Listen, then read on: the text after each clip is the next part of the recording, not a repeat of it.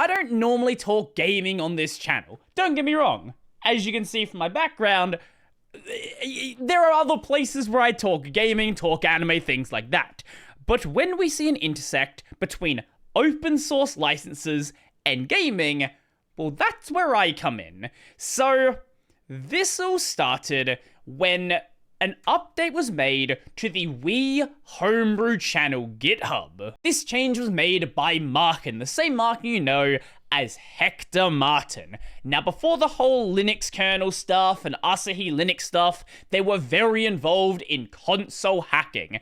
If you go back to the early 2000s, a lot of those really fundamental projects, they were either a core developer on, or in some way was involved in that project, one of the major ones being the Homebrew channel. I might have issues with the way that Hector acts, but when I say that Hector is an incredibly talented developer who, if they focus their effort on, making incredible things like this, the world would be a better place, I am being 100% serious. Now, when this update was first made, the Wii Homebrew community was sort of like up in flames. Oh my god, everything's dead. Homebrew channel's dead. All of the Homebrew Wii stuff no longer going to work. That's not entirely an accurate assessment, and a lot of the people sort of jumped the gun on what's going on. It should be noted that even though this repo has been archived, if we look at the history, before these notices, the last actual change was in 2018. The last really substantial change was even further back from that. So, the project is effectively complete, and this README is more performative than actually substantive, but it's still very important what is raised. Like most Wii Homebrew software, this software depends on Libogc. This is a C library for Wii and GameCube Homebrew. For a lot of the consoles, at least traditionally, they've relied on the official libraries from the console developers.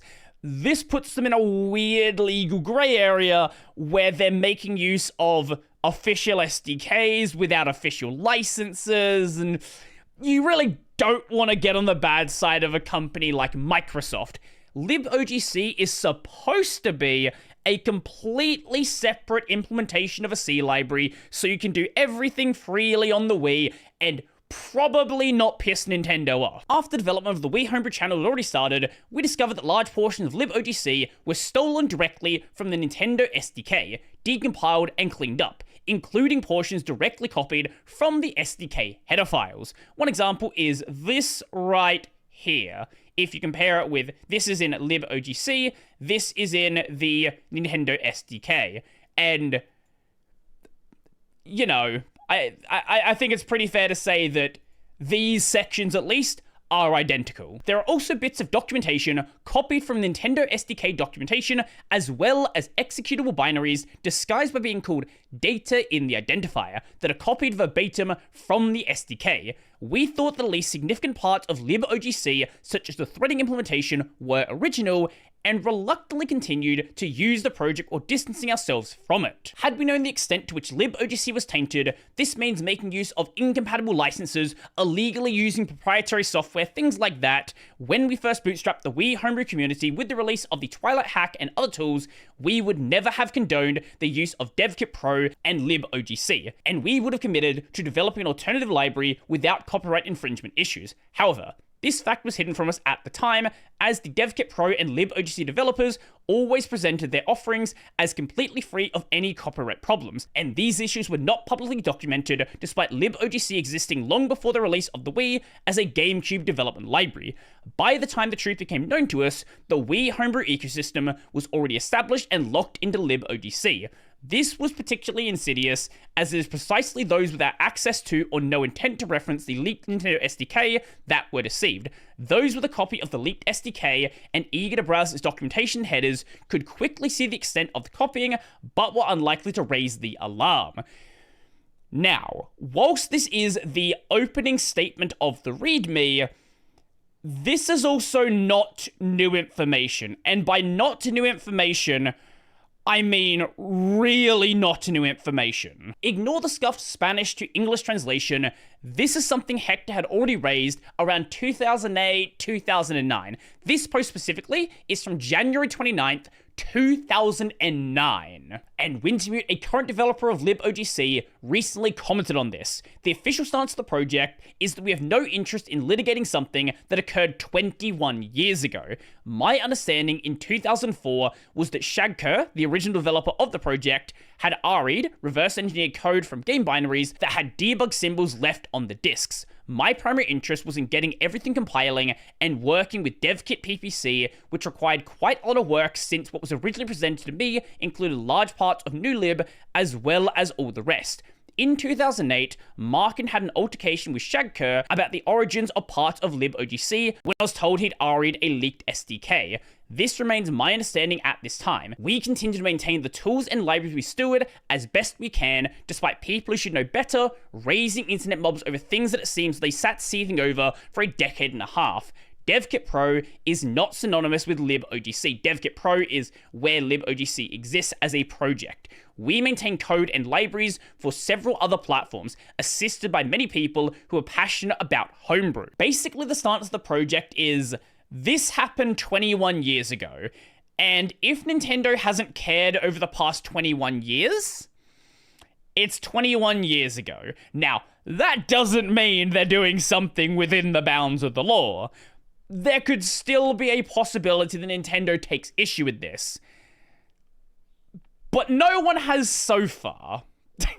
It may not be the best legal stance to take, it may not be a great legal defense, but that's pretty much the way they're operating. And over on Hackaday, this is what Hector had to say regarding recompilation and decompilation projects, which is very much what happened with the SDK. Those projects are openly copyright violations. The copyright holders have every right to take down those repos, and the projects just rely on their goodwill that they won't. There is no legal precedent that decomp/recomp stuff does not create a derivative work. At best, you can allege fair use, but that is only a US legal concept and difficult to assert in this case. The difference with recomp and decomp projects is that they are standalone projects, not intended to be used by third parties, and are open about what they are doing. What Libogc is doing is the equivalent of a recomp project that pretends to be 100% novel code to re-implement the game, instead of openly admitting to decompiling the code, and also encourages other novel games to reuse the code under a FOSS license.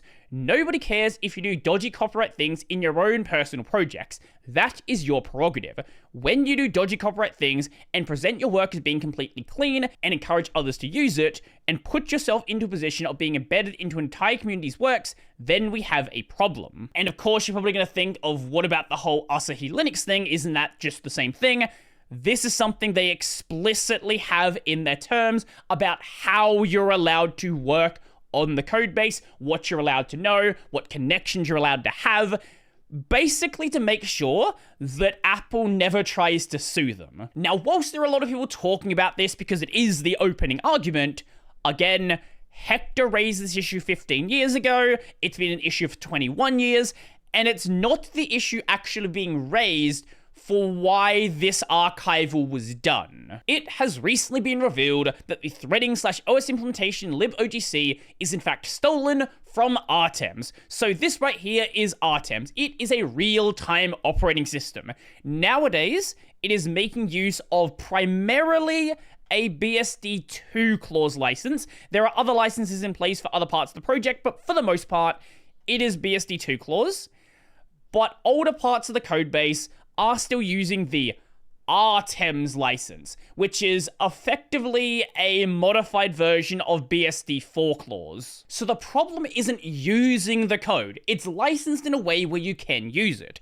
The issue is not providing attribution to the authors of the code. The authors of Libogc didn't just steal proprietary Nintendo code, which again, that's the thing that happened 21 years ago, but also saw it fit to steal an open source RTOS and remove all attribution and copyright information. This goes far beyond ignorance about the copyright implications of reverse engineering Nintendo binaries and goes straight into outright deliberate malicious code theft and copyright infringement. The current developers of Libogc are not interested in tracking this issue, finding a solution, nor informing the community of the problematic copyright status of the project. This is a complete mischaracterization of what was included here, and I'm genuinely surprised you included a link to the issue. We'll go over that in just a moment. When we filed an issue about it, they immediately closed it, replied with verbal abuse, and then completely deleted it from public view. This right here, true. Replied with verbal abuse, absolutely true.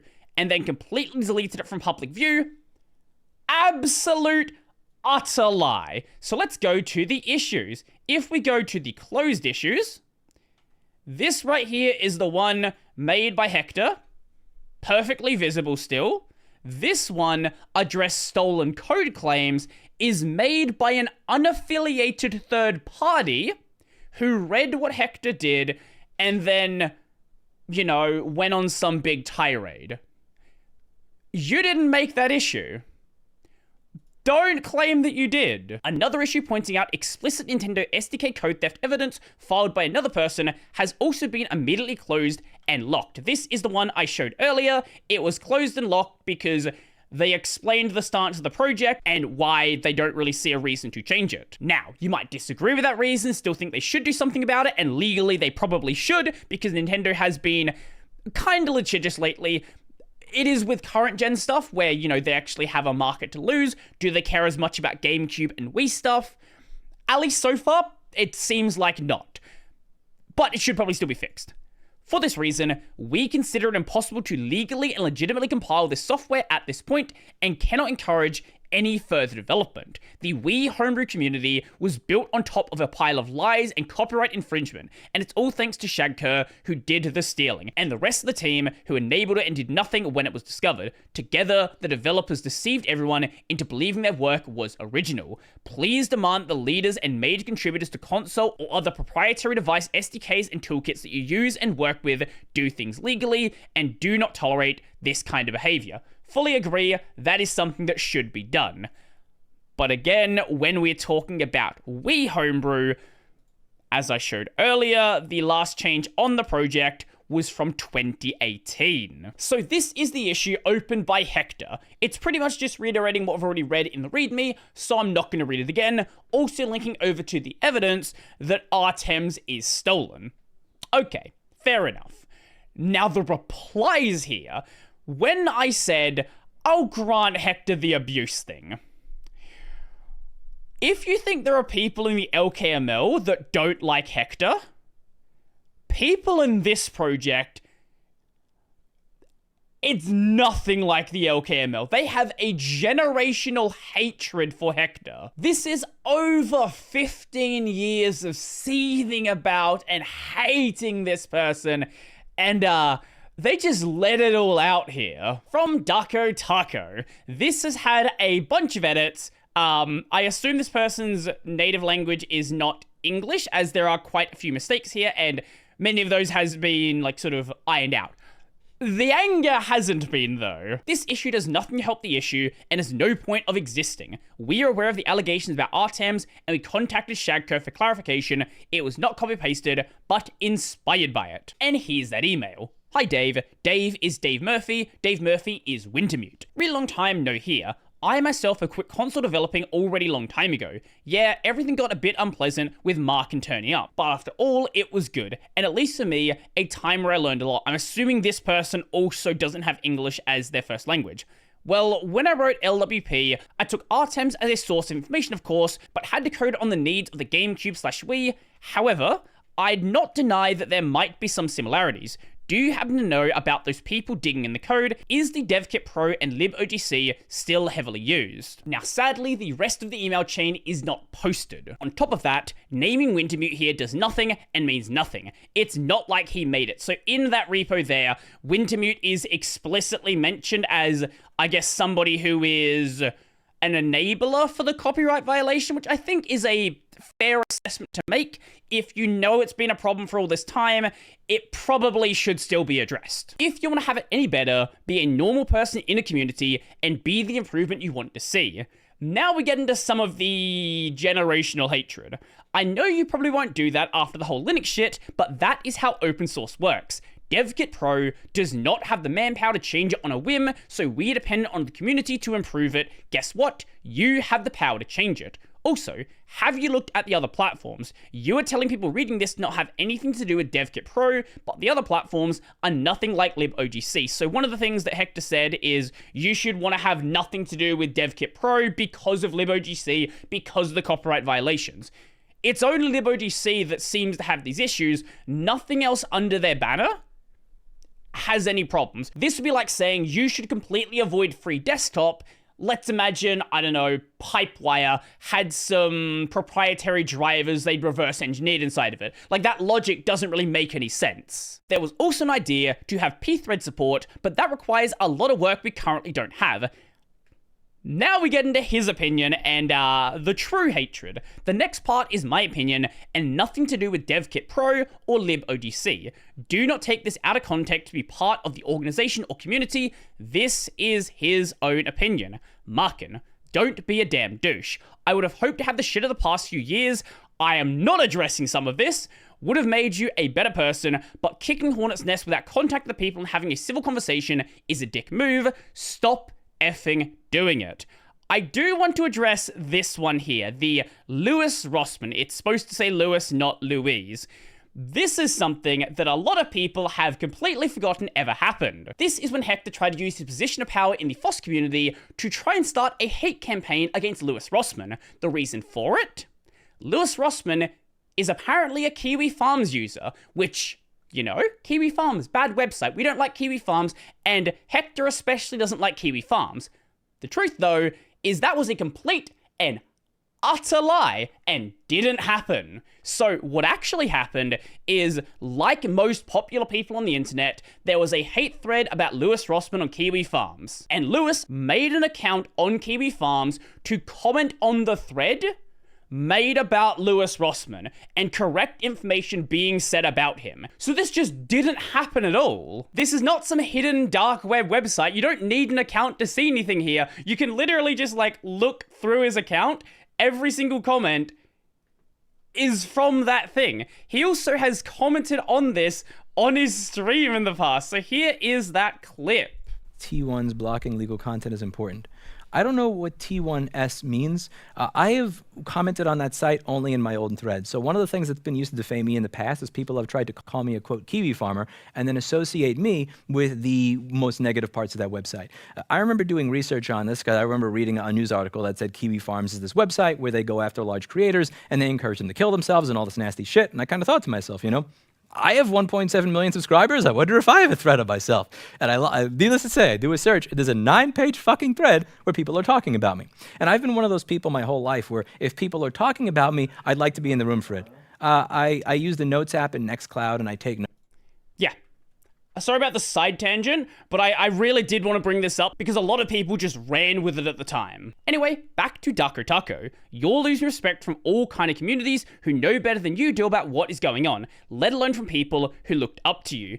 I used to look up to you and your knowledge, but that changed over the years and you can bugger right off for me. And that comes from somebody who goddamn defended you on Linux, Asahi News, and posts on Lemmy. And here's the comment from Wintermute. Go away, Hector. You've treated us with nothing but disrespect for years, choosing to signal boost lies and slander in an attempt to drive us away. We're human, and we're volunteers, and I wish you'd let go of whatever this grudge is that has you blindly sharing any attempt to paint us in a bad light. Find peace, do better. None of us stole Nintendo code, none of us stole an open source RTOS. At best, you have been misled, and he also wrote a blog post on the matter. No, Libogc did not steal RTEMS code. Now, Wintermute hasn't been here since the start, but the project history is here, and you can easily go back and see it. I can confidently say that the accusation is unfounded by just looking at the code. To be more precise, I cannot vouch for the whole of Libogc. I can only say that this function that Hector Martin offers as an example actually hints the code was not stolen. While it's obvious that the developers of Libogc's code did have a look at RTEMS code, and this can be assumed because the variable names are very similar, and in some cases, very badly named, they cannot be similar by accident. The code only looks vaguely similar. Furthermore, for some reason, Hector Martin decided to pick a rather recent version of libogc's code, but if we look at the first version that was committed, well, to Git at least, we can see that similarities are much less striking. Let's look at a small snippet of the function where the thread object's members are being initialized. So this is RTEMS from 1996, this is libogc from 2023, and this is libogc before 2004. Let's pay attention to the is preemptible variable, which is present in current libogc and in RTEMS, but not in old libogc. It was added later. Now, RTEMS has it since at least 1996, so if libogc was actually copied from it, how come this variable was not copied too, but added at a later time? Note, the accusation against libogc has been formulated in clear-cut terms. Steal an open-source RTOS and remove all attribution and copyright information. It's clear that this is not what happened. It's much more likely that libogc's original developers did look at RTEMS code, which at the time had another license, that is the RTEMS license, which was a BSD 4-clause modified license, as a model and source information. But since the code was heavily adapted for libogc, they didn't feel they were creating a derivative work. It's a grey area, but even myself, if I look at a project written in C++ and translated it into Rust or C#, for example, I'm rather sure I wouldn't consider my work to be a derivative work of the original. I'm not a lawyer, so I might be playing wrong here, but I would be in good faith. I'm also not a lawyer, but in this context, you're not doing a language translation, so it's a little bit closer to actually going and taking the code. Now, just because a single variable is different doesn't mean the rest of it might not be very similar. At most, libogc could be accused of plagiarism. I think that's a pretty fair assessment, but in my humble opinion, even that would be a stretch since we are not talking of some artistic work, but of work in science and engineering. Engineering. I disagree there. Programming is still an artistic work, and there have been cases that have been litigated around that. Now, are we talking a case of boilerplate code, or something where there are legitimately ways to express yourself and how you write it? I guess it would depend on different parts of the code base. It's normal to build upon others' work. This is true, but you absolutely should give attribution. Yes, credit should generally be given, but given we were talking of a US military-related project, I can see there could be ethical reasons for not wanting to do so. Disagree? Yes, you might have ethical reasons for not wanting to do so, but you still have to follow the license as it is written. Just because you don't like who wrote the code originally doesn't mean you can just violate the license. This is not how that works. And he's not including the whole stealing Nintendo code thing because that's not new. And secondly, he doesn't consider reverse engineering as stealing. Now, what will a lawyer say? Well, neither of us are lawyers, so I don't know, ask a lawyer. What I found most disturbing about this story is that it smells of hatred from far away, since I have a hard time to understand why someone felt the need to look into libogc's origin and publicly smearing the project and ultimately harming the whole of the Wii homebrew community. When I showed that email from earlier, this is part of a longer thread from Dave Murphy. So someone was saying, well, Shagker admitted to having stolen code, all of that sort of stuff. Dave says this is overstating things quite a bit, I feel. Used as a reference, then wrote his own code, which ended up with similar variable names and similar functions, would be closer to the mark. Shagker may have reverse engineered, and in one of the truest sense of that phrase, an SDK library that someone else gave him. There was no reading of the source code or tools to turn assembly into C. It wasn't until after Markin turned up throwing his weight around, demanding to be treated as the god of Wii homebrew, and expecting Shagker and I to bow down before him and immediately change our working practice to suit his agenda, that things became a big problem. To be clear, Shagker approached me in 2003 with what became libogc. I worked with him to clean things up and integrate some parts with DevKit PPC. Perhaps I was naive and had no idea any of this was RA'd from a leaked SDK at the time and remained oblivious until Markin started a bunch of drama around 2009-2010 that was mainly a storm in a teacup. We couldn't go back in time 6 or 7 years and rewrite everything. Many people contributed code and bug fixes.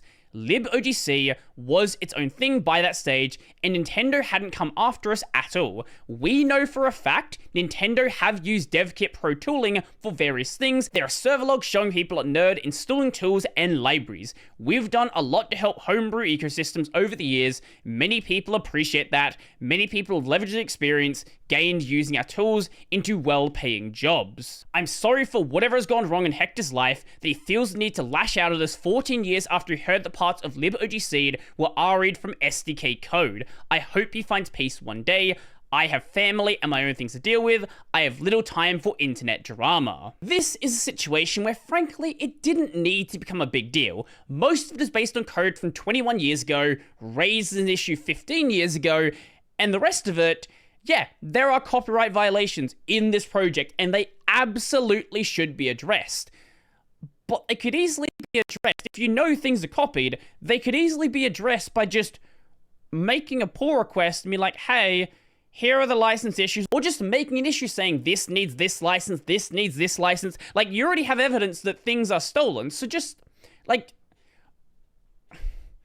And then you have this, where it's like, oh, we're going to archive it, and we're no longer doing development on Homebrew channel. This is done solely for the fact that you know it's going to get a lot of attention, because a lot of people know about Homebrew channel. It's not trying to fix the problem. I don't know what it's trying to do. This whole situation was dumb, and this video was probably way longer than it actually needs to be. So, I'm gonna go make some food. If you like the video, go like the video. If you want to let me know your thoughts, let me know down below. And if you really like the video and you want to become one of these amazing people over here, check out the Patreon, subscribe to Libogc, linked in the description down below. That's gonna be it for me, and I see you.